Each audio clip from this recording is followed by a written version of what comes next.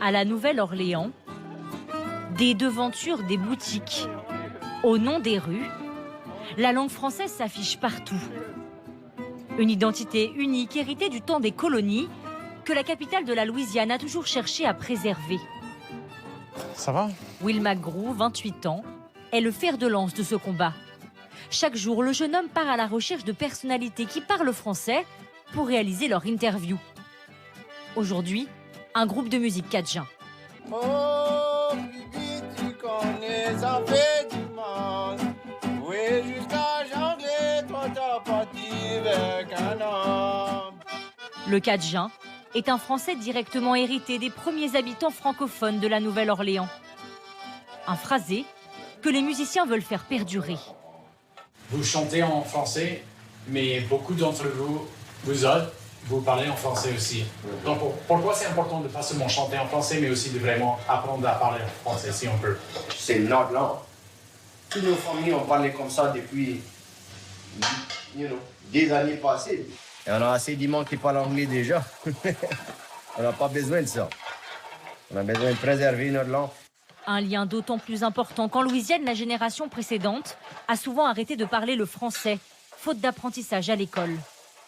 On essaie de vraiment mettre en avant des gens, des musiciens qui parlent le vrai cadjan, le créole, le français amérindien, parce que ça, c'est ce qu'on est après perdre, en fait. Donc il faut préserver ce qui nous rend uniques. Le jeune homme a même été plus loin. Il a fondé une émission de télévision entièrement en français. 4, 3, 2. Bonsoir vous autres, bienvenue à la vie. On partage une histoire avec vous autres sur la culture, la langue, la politique ou l'économie dans une des plusieurs communautés uniques de notre belle Louisiane. D'abord lancé sur Internet, le programme est désormais diffusé sur la télé publique louisianaise. Cette année, d'avoir une émission pour la première fois en français louisianais sur la chaîne publique LPB depuis 30 ans, c'est une grande reconnaissance, pas seulement de notre travail, mais aussi de l'intérêt pour le français qui existe toujours en Louisiane. Une exception louisianaise qui attire justement de nombreux Français. Dominique Rizzo a ouvert sa propre boulangerie il y a 2 ans, au cœur de la Nouvelle-Orléans.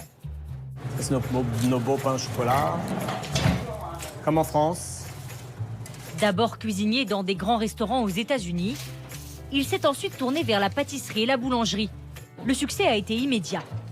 Moi, j'ai apporté un goût différent à Nouvelle-Orléans. On a un savoir-faire français, donc il faut quand même respecter. Et ça fait un plaisir pour moi de l'apporter ici aux États-Unis. Dans sa boutique règne d'ailleurs un petit air de boulangerie traditionnelle française avec uniquement des habitués.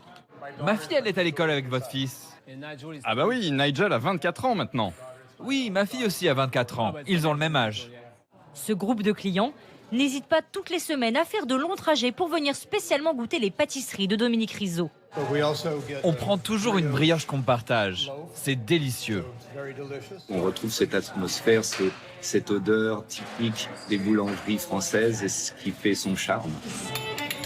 Lorsqu'il n'est pas dans sa boulangerie, ce Parisien d'origine adore se perdre dans les rues de la Nouvelle-Orléans. Il y a des artistes, hein? Une ville qu'il a tout de suite acceptée. Alors aujourd'hui, il encourage d'autres Français à faire le même chemin que lui. Bah, il ne faut pas avoir peur, il faut y aller, il faut pas avoir peur de voyager, il faut se lancer. Il n'y a pas que la France, il y a d'autres pays, si on a le savoir-faire. Oser, libérer son talent, c'est ce qu'est venu chercher l'artiste française Sanguine Skills en s'installant ici il y a 7 ans.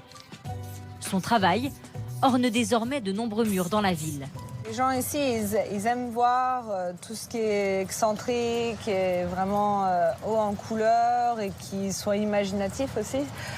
Dans beaucoup de villes, les gens veulent des trucs plus classiques parce qu'ils ont peur de ce qu'ils ne connaissent pas. Il y a une ouverture d'esprit qu'il n'y a pas autre part. Aujourd'hui, la jeune femme a réussi à se faire un nom et prépare une exposition au consulat français. Tous ceux qui sont venus poser leurs valises à la Nouvelle-Orléans vous le diront. Aucun autre endroit ne ressemble à celui-ci. Mélange de culture, de saveurs, un petit coin d'Amérique où chacun semble pouvoir trouver sa place.